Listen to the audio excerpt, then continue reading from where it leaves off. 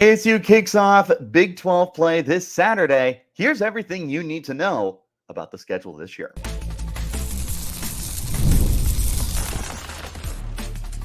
You are Locked On Sun Devils, your daily podcast on the Arizona State Sun Devils. Part of the Locked On Podcast Network, your team every day. Welcome back to the Locked On Sun Devils podcast, part of the Locked On Podcast Network, your team every day. My name is Richie Bradshaw, and I will be your guide for everything Arizona State Sun Devils. A special shout out to my everydayers who are here every day. Don't forget to hit like, subscribe, and turn on notifications wherever you're getting your shows. Stay in touch by following me on Twitter at RichieBrats36, the podcast at LO_Sun Devils. Do me a solid. If you have not subscribed on YouTube yet, hit that subscribe button. As of this morning on September 18th, we are at 991. We are 9 subscribers away from celebrating together as a channel. Be one of those 9 people, and I will appreciate you forever and ever. Today's episode is brought to you by Game Time. Download the Game Time app, create an account, and use code LOCKEDONCollege for $20 off of your first purchase. Ladies and gentlemen, welcome back in to this edition of the Locked On Sun Devils podcast and a celebration to the kickoff of Big 12 play for ASU for the first time in program history, starting on Saturday on the road in Lubbock, Texas, against Texas State. That is not an easy start. That is a really good test for you. This is a Texas Tech team that I think you stack up well against. I do believe that these two programs are very similar. The differences are kind of the way that they will play against each other's weaknesses. What I mean by that is ASU's defense has been taken advantage of a few times this year. Mississippi State made a heck of a comeback. Really, really scary. Last week against Texas State, they got run over in the first half, but they made adjustments. And the same thing for Mississippi State. When it mattered most, they were able to bite down. You're going up against a Texas Tech offense that I truly believe is unlike what you've seen so far this year and is going to be one of the toughest that you will play this year. It's a high-flying offense. It's a great air attack. They've got one of the best running backs in the conference in Taj Brooks. Jalen Conyers is there. This is a tough team.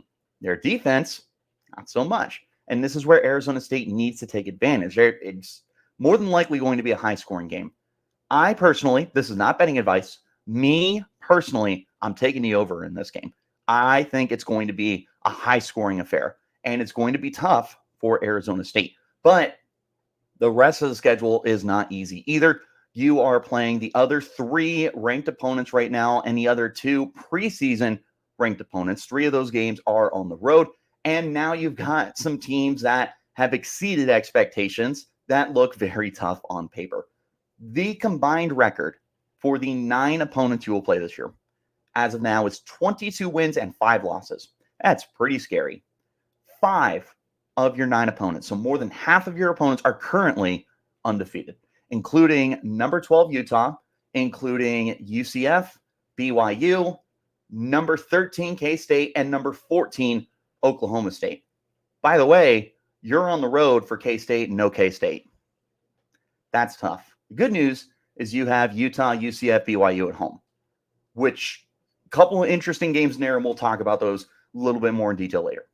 3 teams are 2-1, Arizona, Cincinnati, Texas Tech. You're going to be on the road for all 3 of those games. And then there's 1 and 2 team. It's Kansas.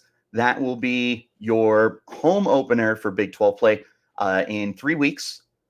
That should be, as of now, that is a gimme game. So the home games that you have here, you have Kansas, you have number 12 Utah, you have UCF, and you have BYU. That's in order. Those are your 4 home games this year. I really like you against Kansas pretty easily. As of now, there's always a chance that over the next 2 weeks, Kansas can get back to what they were supposed to be at the start of the year. But Kansas is one of the worst teams in the Big 12 right now. Jalen Daniels, their quarterback, is just terrible, which is funny because he came into the season as one of the best quarterbacks in this conference, and that's just not been the case this year. And their defense can't stop a nosebleed. They can't get anyone rolling on offense right now. It's a bad team. Utah, really, really interesting. Now, going into the year, I said this game was the second hardest game on your schedule, and I chalked it up as an absolute loss. As of now, this is still an absolute loss. What I will say is there is an opportunity for ASU to go into this game 5-0 on a Friday night. What I assume, I don't know for sure, what I'm hoping at least is going to be a blackout game, a sold-out crowd against a ranked Utah opponent. There's that feeling that you could get the upset. You also, and the biggest factor here is Cam Rising, their quarterback, who once again is banged up. He is supposed to play this weekend against Oklahoma State. Who knows? He's injured every year. And when he's not on the field, or not Oklahoma State, Utah is not what they normally are. Now, to the credit of their backup quarterback, Isaac Wilson, he did look really good last week in their win over Utah State. But then Utah's defense got boat raced a little bit for the first half at least. So I don't consider this a guaranteed loss. I still consider this a loss until further notice, but a lot can change over the next few weeks, and we'll see what happens. UCF, which comes later in the year, I'm not going to lie to you. That was a game that I came into the year and I felt confident about. I do not feel confident about UCF right now. They are a terrific football team, which just had a phenomenal comeback against TCU to open up their Big 12 play. KJ Jefferson, their quarterback, is playing like one of the three best quarterbacks in the Big 12 right now. He is terrifying as a runner. He's got the weapons around him. As of now, I think that's a loss, which, again, I came into the year pretty confident. But as of now, and it is a later game in the year, you will not play UCF. I just closed the schedule, of course. You will not play UCF until November 9th. That is one of the final 4 games of the year. It is your second to last home game. There's a chance in that one. Last one, BYU. That was another one I chalked up as an easy win. And it felt good because there was a lot of doubt that BYU was going to be good this year. And guess what? They're good this year. Of course, because that's how college football works. They're getting great production out of their quarterback. The defense has been stingy. That is a tough game. It's senior day for what it's worth. It's your last home game of the year.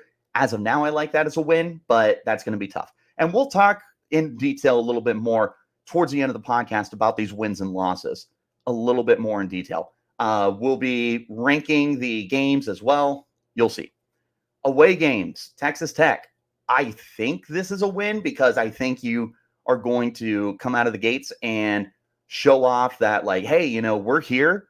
We are making a statement in our first Big 12 game. We want to show that we can go on the road in one of the most hostile environments in the Big 12 and pull out a win. But this could easily be a loss because if you can't get going on offense and the defense gets into the situation they had against Mississippi State where they're just thrown on the field and they get tired, then, Texas Tech is going to pull away with this game and they're going to win by 2 possessions or more. So you need to be able to keep up on offense.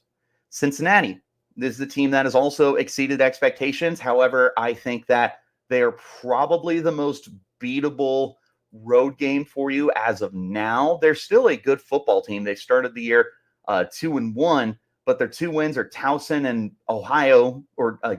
Miami of Ohio, and they lost a really tight game to Pittsburgh. This is still a beatable team, but their quarterback is it Ben Sorsby? Brendan Sorsby, Sorsby is off to a really good start this year. They got a good run game. They are a good team. It's just a matter of, is ASU going to be ready to play them? It's going to be October 19th. It's not going to be freezing, but it's still going to be cooler weather in Cincinnati. Then you have 2 straight losses. Well, two straight road losses, I should say. You're going to Stillwater to play Oklahoma State. You played them tough 2 years ago with a really bad team. You're playing them again this year. ASU is better. Oklahoma State is better. Now, Ollie Gordon hasn't gotten rolling for them yet, but when he does, and he will because he's one of the best running backs in the country, OK State is going to be nearly unstoppable at home. So until ASU can really prove that they're ready to compete, that's a loss. Number 13, Kansas State. That is what I said going into the year was the hardest game on your schedule. You are going to the Small Apple, Manhattan, Kansas in the middle of November, November 16th. It's going to be cold, ladies and gentlemen. I have been to Manhattan. My brother went to school at Manhattan Christian College. So shout out to Manhattan Christian. It is right on the same campus as K-State. I've been able to tour K-State. I was able to sneak onto their field. It was a lot of fun, but it lives up to the environment. And going there in October, it was cold. And especially for an Arizona native, it was cold. You're going in November, mid-November. It could be snowing in this game. We just saw Arizona, the Wildcats, get crushed in Manhattan by the K-State Wildcats. That's a tough game. That's an easy loss for me. I do not see that being winnable unless ASU goes into this game 9-0, which I promise you they will not go in 9-0.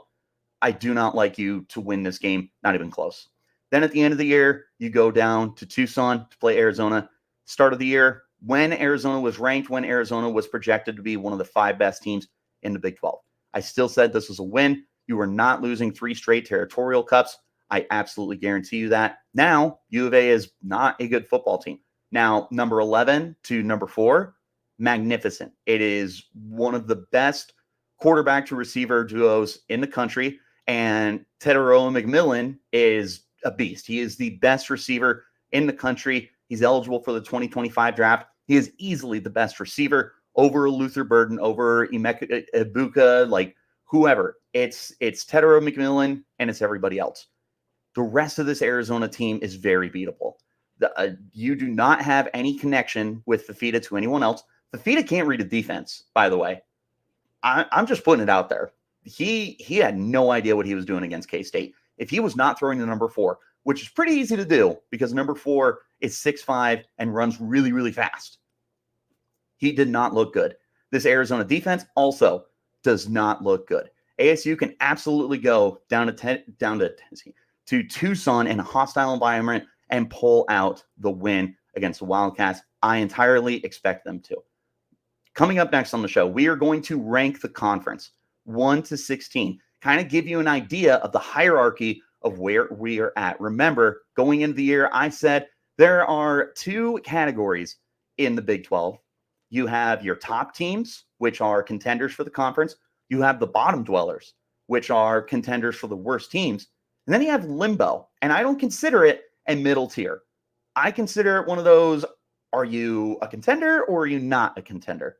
We're going to go ahead and talk a little bit more in detail about the rankings 1 through 16 in the Big 12 in just a moment. This is the Locked On Sun Devils podcast, part of the Locked On Podcast Network, your team every day. You've heard us talk about our friends at FanDuel, America's #1 sportsbook, a lot on Locked On Sun Devils. Well, we got something a little bit different for you now through September 22nd. That's around the corner, so make sure you capitalize on this, ladies and gentlemen. All FanDuel customers can bet $5 and get a 3-week free trial of NFL Sunday Ticket from YouTube and YouTube TV. Then with the YouTube TV base plan, you're able to watch every regular season Sunday afternoon out-of-market game. For a Baltimore Ravens fan like myself, I am capitalizing on this, and I love being able to watch my Ravens out here in Arizona. And I know that a lot of you are also fans of teams outside the state as well. So this is a huge opportunity for you to go ahead and capitalize on it. The best part is all you need is a Google account and a current form of payment you can cancel at any time. Just visit FanDuel.com and download America's #1 sportsbook. Also want to talk to you about our friends over at Game Time. Game Time has a new feature called Game Time Picks. It makes getting tickets for your favorite live event, not just sports, even easier. Game Time Picks will filter out all the fluff to show you only incredible deals on great seats so you don't have to waste time searching through thousands of tickets. The Game Time Picks curation makes it easier to save more on sports, on concerts, on comedy, on theater, and more. Toggling the all-in pricing. This is one of my favorite features because it's going to show you the total up front. There are no surprise fees at checkout. You get a panoramic view of your seat in the app before you buy. That way you know what to expect when you arrive. Their lowest price guarantee probably my overall favorite aspect of this is Game Time is going to credit you 110% of the difference if you find tickets in the same section and row for less on another ticketing place. And of course, your purchase is covered with the most flexible customer service policy in the ticketing industry. Take the guesswork out of buying tickets with Game Time. Download the Game Time app, create an account, use code LOCKEDONCollege for $20 off your first purchase. Terms apply. Again, create an account, redeem code LOCKEDONCOLLEGE. That's Locked On College for $20 off your purchase. Download Game Time today. What time is it? It's game time. Wherever you're getting your shows, hit like, hit subscribe, and turn on notifications so you get that update whenever we post new content. A special shout out to my everydayers who are here every day, and a thank you to all of you for making us your first listen of the day. If you have not hit subscribe on YouTube yet, do me a favor, hit that subscribe button. We are less than 10 people away. When we get to that number, we're going to find a way to celebrate together as a channel. Back into our conversation, let's rank the Big 12. Number 1 all the way to number 16.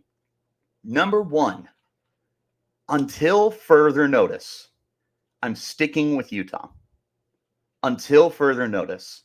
Now, I do not think the gap between Utah and number 2 and number 3 is that big, especially if Cam Rising is not healthy. I do not like playing under the assumption of injuries. I've tried to be as good about that as I possibly can when I do Locked On Sun Devils. But unfortunately, it is such a massive factor when you talk about Utah. And I won't say that their success is entirely tied to Cam Rising, but it's certainly a huge factor when it comes to Utah. Cam Rising is healthy, they're winning a lot of football games. Cam Rising is not healthy, this is a really different team. And again, to the credit of Isaac Wilson, in his first start last week against Utah State, he looked quality. So maybe Utah is going to be able to overcome those differences. But with Dorian Singer at receiver and Brant Keithy at tight end, with Cam Rising and a really, really good defense, they're number 1 for me until further notice. But again, I don't think there's a big difference between number 2 and number 3. Number 2, I currently have K-State. They're phenomenal. Avery Johnson, their quarterback, as Drake Toll of Locked On Big 12 would tell you. By the way, if you haven't checked that out, you absolutely need to check it out. Drake Toll is the absolute best. Every third throw, and what's the word? It's not a direct quote. I'm doing my best to go with it. I can't remember what the word is, of course, but essentially every third throw is going to go up into the stands to the prettiest girl in row 3. And he's not wrong. The second throw, not going to be ideal. The first throw, it's a dime. Man, there's some upside with Avery Johnson. And that dude can run. He can run like the wind. You have one of the best home field advantages in college football, not just in the Big 12. It's a good defense. It's a good offense. Number 3, Oklahoma State. Same thing. Copy paste what I said for K-State. Great team, great home field advantage, one of the toughest in college football. They're a very experienced team. Alan Bowman, who's going into his 20th season of college football, him and Cam Rising, I hear, are going to be applying for AARP at the end of the season. I'm also pretty sure they went to middle school with Tom Brady, but he's still really good. And they got the weapons with Brennan Presley at wide receiver. Ollie Gordon's eventually going to get going, and that's when this team is going to be nearly unstoppable. Number 4, I'm going UCF, and this is a UCF team that I was not high on going into the year. So to the Knights, I am very, very sorry that I was not higher on this team going into the year. I thought that you made some good additions with KJ Jefferson. I did not think that KJ Jefferson was going to take off the way he did this year. He's obviously a terrific dual threat, but he's passing the ball very well this year. And that's been the difference for this Knights team compared to some of the previous teams that they've had. This is a good football team. And as of now, I like them on the road. I like them at home. I like them on the moon. It's a good team. Number 5, ASU. Come on, how can it not be ASU? This has been one of the biggest surprises in college football. Even the Locked On Sun Devils podcast although I predicted them to go 7-5, I said they were going bowling this year. I did not think that they were going to be able to come out to the year and dominate the way they had. I did have them start 3-0, but then I had them just fall apart in conference play and go 4-5 with some big time toss-ups. This team has a lot of confidence right now. They're pretty well coached. They got to cut down on those penalties that they've been going through the last couple of games. But Sam Levitt, when he's on, the offense is good. The defense, it's phenomenal. Don't even think twice about it. Number 6, I got BYU. BYU, they've also exceeded expectations. They were supposed to be one of the 3 to 4 worst teams in the conference. Instead, they're playing as well as anyone right now. They're getting really good play out of their quarterback, and the defense is stingy. And again, Provo is a very difficult place to play. So when you have to travel there and you hear those BYU fans call you a loser or a butt face or anything like that because they don't swear, it's going to get under your skin. Provo is a difficult place to play. BYU, one of the 6 best teams. Number 7, TCU. I know that TCU just blew a lead against UCF, but that is not indicative of this football team, who is one of the most slept on teams in the country, in my opinion. The Horned Toads, they were down last year. 2 years ago, they were in the national championship. Now they're right in the middle of those 2 teams right now, but TCU is still a damn good football program. I am not counting them out. Number 8, I got Iowa State, and Iowa State has one of the best secondaries in football.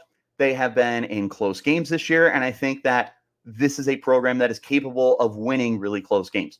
If ASU were to play Iowa State, I would probably give the advantage to whoever the home team was. I'm very high on Iowa State.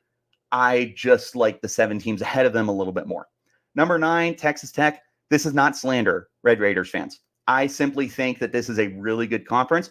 And as of right now, your defense is one of the biggest difference makers because you have been in boat races this year with teams that did not deserve to be in those situations with you.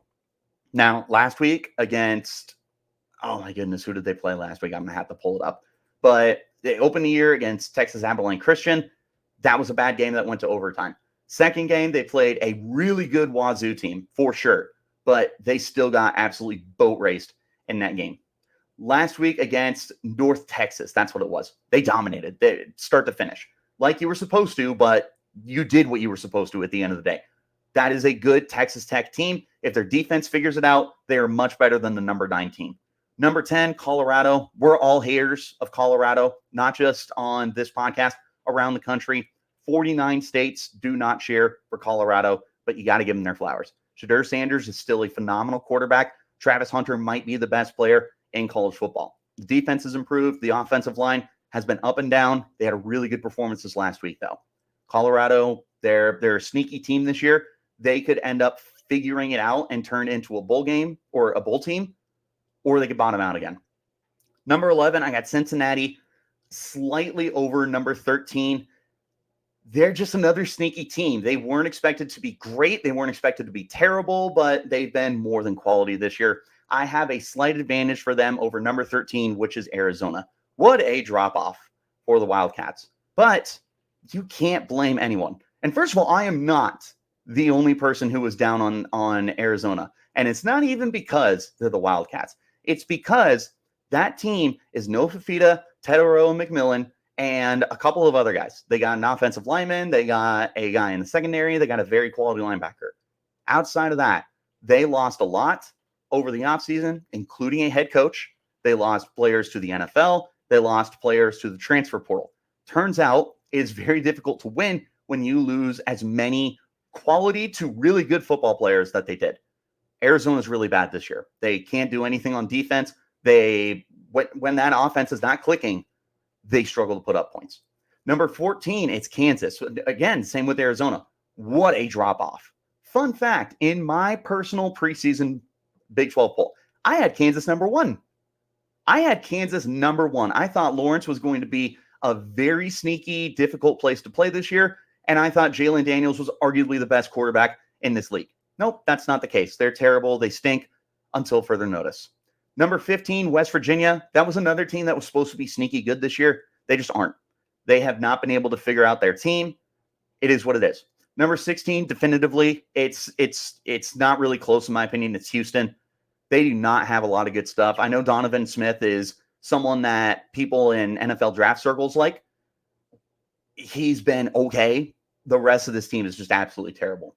That is ranking the conference 1 to 16. To wrap up the show, we're going to talk about Arizona State's 9 games that they have against their conference opponents this year. We're going to rank them from toughest to easiest games. Coming up here, this is the Locked On Sun Devils podcast, part of the Locked On Podcast Network, your team every day. Hello, Locked On Sun Devils fans and college football fans. Have you heard about Roy? Roy stands for Return on You. And it's a new platform that lets you, the fan, get involved with NIL like never before by making contributions directly to your favorite athletes. By supporting players directly, you can help shape rosters, retain talent, and keep your favorite athletes out of the transfer portal. As you all know, NIL is changing the game for athletes forever, and Roy changes the NIL game for fans. Roy allows the fans to directly back their favorite college athletes. With Roy, fans can play a key role in shaping the future of their favorite teams and programs while athletes maximize their name, image, and likeness potential. By using Roy, fans not only support athletes financially, but also become part of that name, image, likeness, NIL journey, helping them succeed both on and off the field. Download Roy for iOS or Android and use the referral code Locked On. You will automatically be entered into a sweepstakes to win $5,000 cash. Visit roy.com for additional details. No purchase necessary. Void where prohibited. Again, get that on the iOS or Android. Start making the impact for your favorite team. Use that promo code Locked On for that opportunity for $5,000 cash. You can go to roy.com for more details. Get off the sidelines and into the NIL game with Roy. One last time, wherever you get your shows, hit like, subscribe, turn on notifications so you get that update whenever we post new content. A special shout out to my everydayers who are here every day. And thanks to every single one of you for making us your first listen of the game. 9 games for Arizona State in the Big 12. They've got 5 on the road. They've got 4 at home. The home games, they're going to be tough. The road games, even tougher. We're going to go 1 to 9, 1 being the toughest game. And I'm going to tell you if I like their chances to win or lose, all the way to 9, which is their easiest game, and whether or not I think they have a chance to win or possibly lose. Number 1, I said it before the year. I'm sticking with my guns. It's at Kansas State. It's in November. It's in Manhattan. It's against one of the best teams, if not the best team in the conference. That is an L. That is a loss. Unless ASU starts off 9-0, and Kansas State has to look really bad too. If you go into this game, both teams are 9-0, I don't care. It's K-State by a mile. Arizona State has a lot of proving to do this year, and K-State would have to completely fall off for me to not take them in this football game. Now, who knows?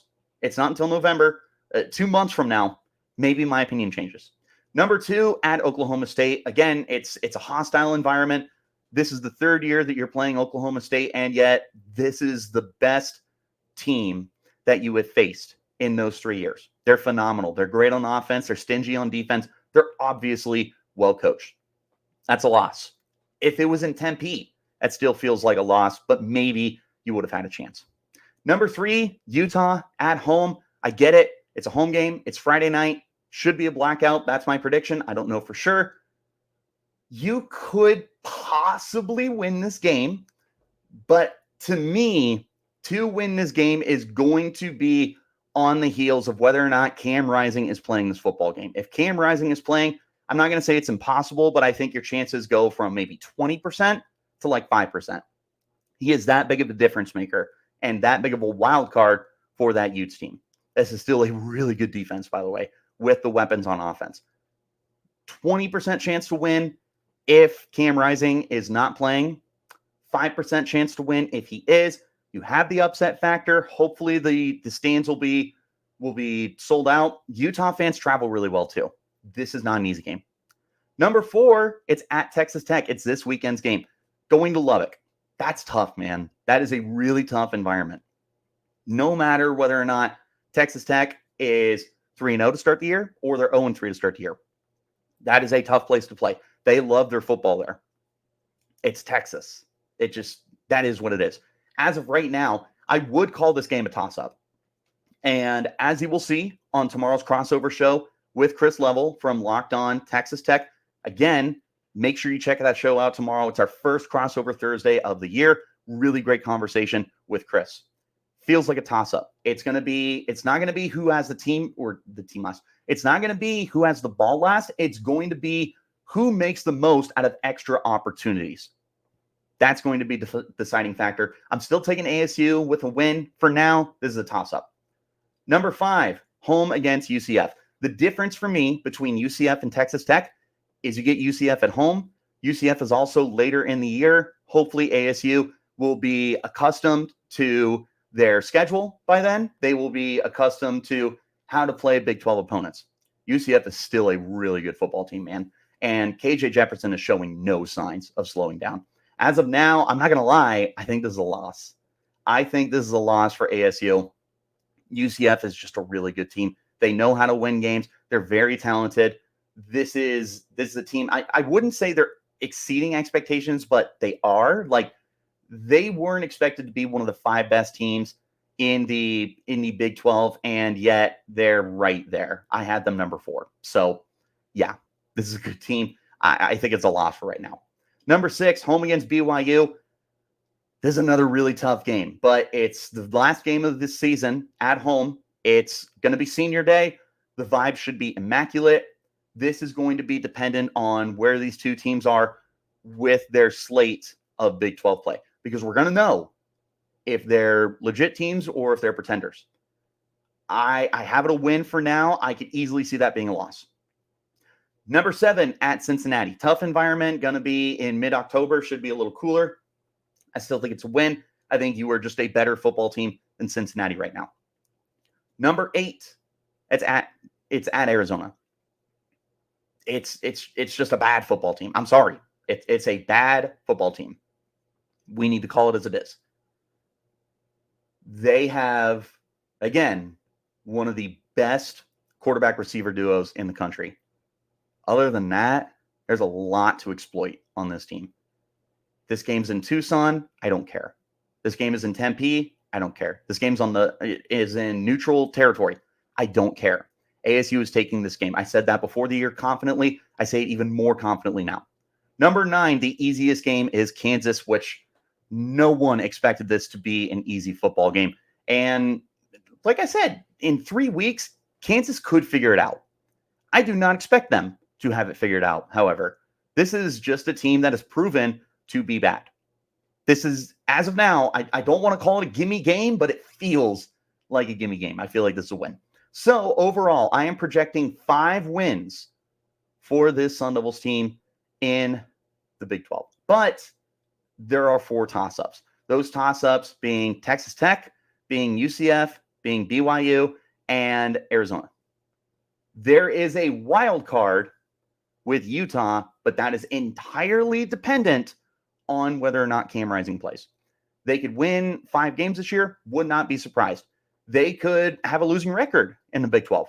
Would not be surprised. This is a very tough schedule for your debut in a brand new conference. It's just, it's not ideal. But you have a chance to really show off we're legit. We are going to be one of the better teams in the Big 12. Guess what? Richie Bradshaw says there are 2 tiers in the Big 12, and then there's limbo. ASU, I said, was closer to being one of the better teams than being one of the worst preseason. That was pretty bold on my part. Guess what? I was right. For one of the few times, I was right. This is a good ASU football team. They have a chance to get a winning record. I do not think they have a chance to compete for the conference title.